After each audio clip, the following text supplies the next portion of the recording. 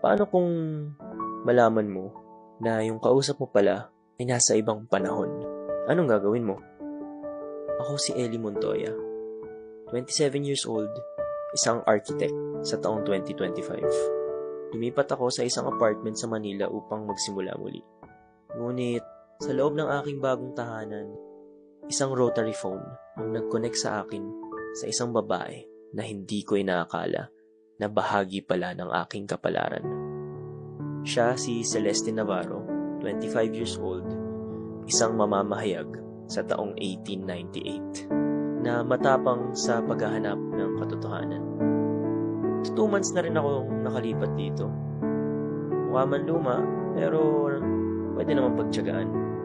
Sente naman na to para sa solo living na kagaya ko.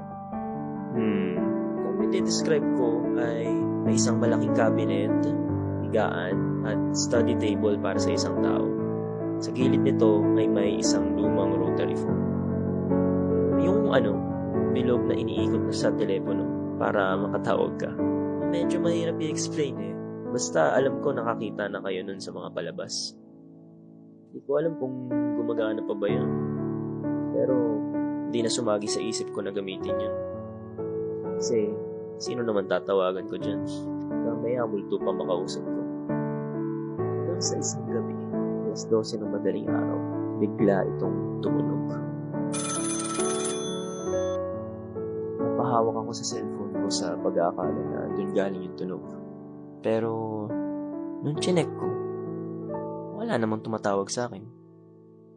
Hinanap ko yung tunog at nung napalingon ako sa rotary phone, dun ko napagtanto na doon pala galing yung tunog. Ang bihira. Magana pala yun. Ano to? Sino naman sa panahon na tong gumagamit pa ng rotary phone at tatawag ng this oras ng gabi? Hello? Sino to? Sino to? Ako dapat ang magtanong yan. Ikaw ang tumawag sa akin. Ha? Di ako tumawag. Ikaw ang nasa caller ID ko. Caller? Oo. Caller ID. Sa'yo nang galing ang tawag. Bigla na lang tumunog ang telepono ko rito. Napaka-formal mo namang magsalita. Lumang telepono. Landline ba yan? Oo, teleponong rotaryo to.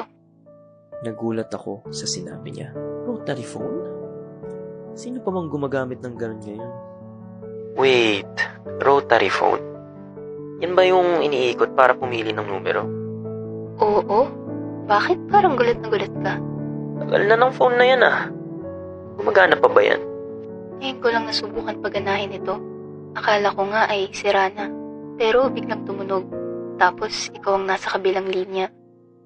Napatingin ako sa paligid ng apartment ko. Tahimik. Walang kahit anong kakaiba. Maliban sa tawag na to. Sumilip ako sa bintana. Buhay pa naman ako, no? Saan mo ba nakuha yung telephone na yan? Telephone? Ang sinasabi mo ba ay telepono? Oo, basta. Yung telepono mo o ano man tawag mo. Nandito na to sa gusali na tinitirahan ko. Gusali ng Santa Lucia sa Maynila.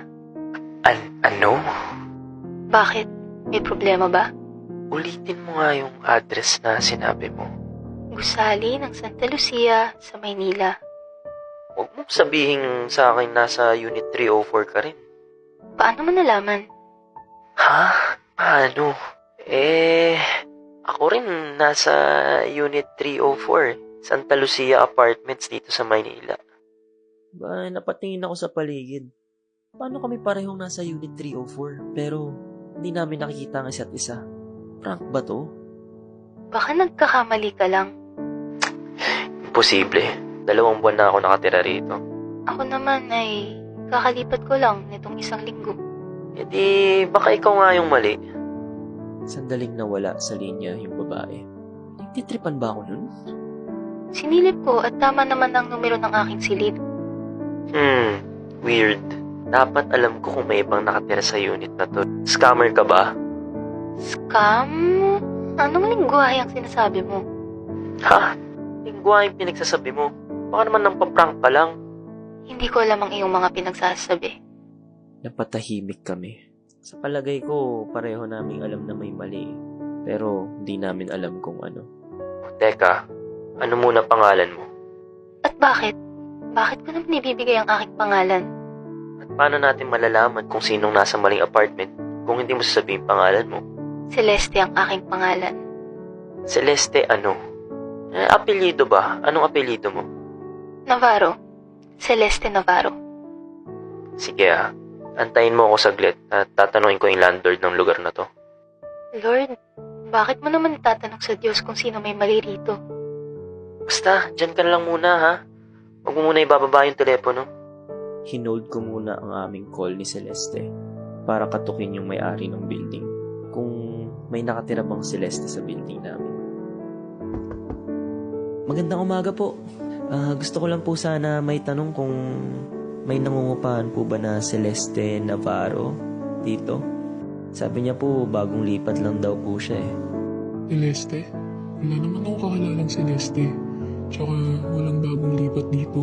Ikaw yung huling lumipat dito sa building natin.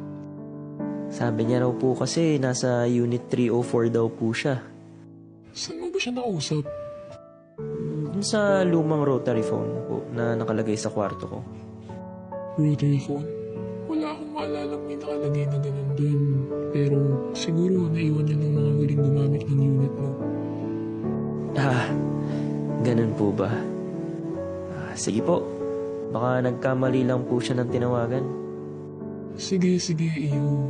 Huwag ka magpapapasok ng mga hindi mo kilala. Opo. Sige po. Salamat po. Weird naman nun. Baka siguro nang loloko lang o baka walang magawa yung babaeng yun. Uy, nandiyan ka pa? Oo, nandito pa ako. Bakit? Ang sabi ng may-ari ng building, wala naman daw bagong lipat ngayong buwan. Iba ba ang aking nakausap tungkol sa paglipat ko dito? wait nga. Sure ka bang nasa Unit 304 ka? Oo nga. Nandito ako ngayon, nakaupo sa upuan. At merong malaking bintana sa kanan. Kahoy naman yung sahig. Tapos may lumang mesa malapit sa pinto. Nung sinabi niya yun sa akin, tumayo yung mga balahibo ko. At habang kinakwento ko to sa inyo hanggang ngayon, hindi pa rin ako makapaniwala sa mga sinasabi niya.